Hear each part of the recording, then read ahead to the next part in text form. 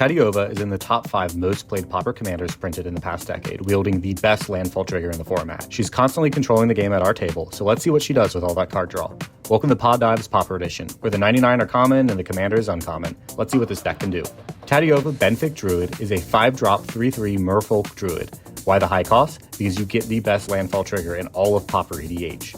Whenever a land you control enters, you gain 1 life and draw a card. Tatyova's landfall trigger and creature type makes for an amazing commander in one of these 3 builds in Pauper EDH. Merfolk Tribal, which there are actually an abundance of blue-green Merfolk commons to choose from. Landfall mid-range.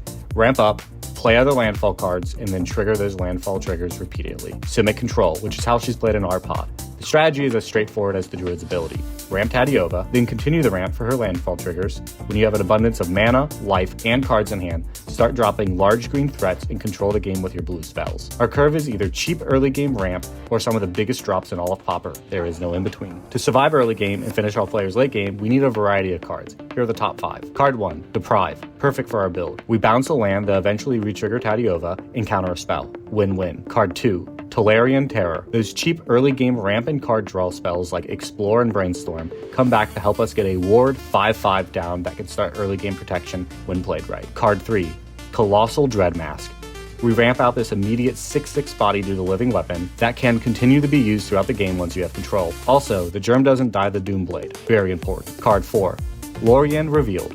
This card provides flexibility. Find an island on a bad opening hand, or draw big late game. Easy add. Card 5, Capsize. When the plan is to get as much mana on board as possible for card draw, what do you do with all that mana?